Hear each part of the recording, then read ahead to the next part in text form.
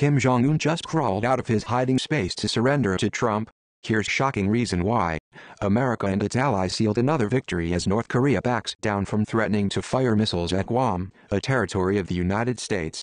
Kim Jong-un had previously warned Guam that North Korea was ready to bomb them if the United States persisted with arrogant provocations or unilateral demands that didn't meet the needs of North Korea. After a battle of the tweets ensued between leaders, the attack was cancelled and no one was bombed. That's a victory for USA and especially for the residents of Guam who are seemingly caught in the middle of the most ridiculous dick measuring contest we've ever seen. All caught on Twitter. We went from this.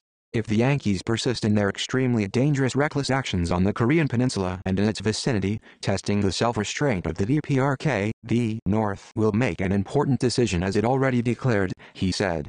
To this, North Korea's decision to back down is a major victory for the United States, as it was achieved, apparently, with no concessions to the regime, and after a sustained Twitter war of words with President Donald Trump.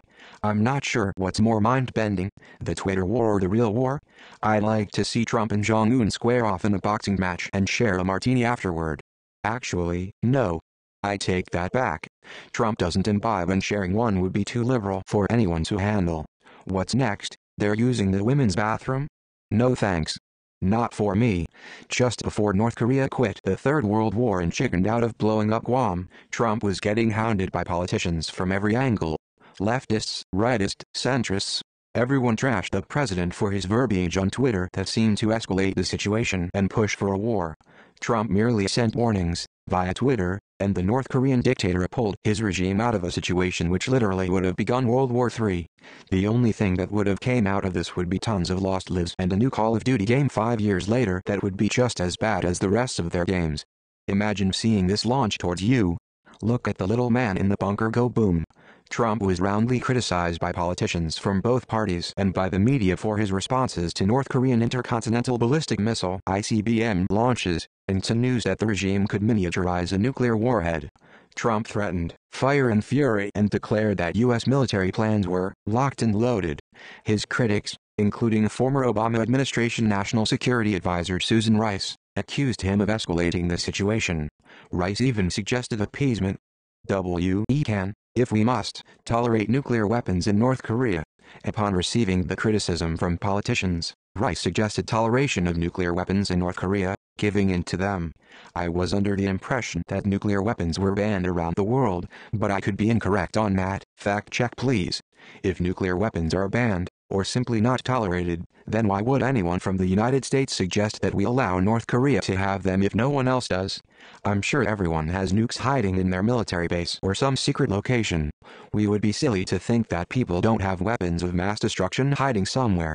If World War III ever happened, then you know darn right that whoever has the best weaponry is going to prevail, so it only makes sense that we assume everyone has nukes hiding in their backyard.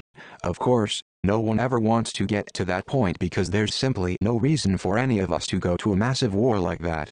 We're better off having our Twitter wars than having a real war. Things take a funny twist when various media outlets begin stating that Kim Jong-un is behaving better than President Trump.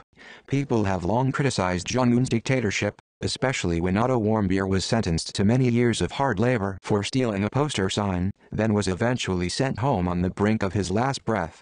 All that for stealing a signed poster? People couldn't believe he didn't get a few lashes with a cane and sent packing on his way home. Scars from a caning would have prevented him from ever stealing again and would have been an acceptable punishment for the crime. What they did to him was some third world and prehistoric punishment that was completely unfitting for the crime. It was downright inhumane. However, Trump's method of one-upping Kim Jong-un's belligerent rhetoric seems to have worked, as Trump cast himself as even more unpredictable than the infamously impetuous tyrant. He also pressured China diplomatically to squeeze North Korea, which also worked.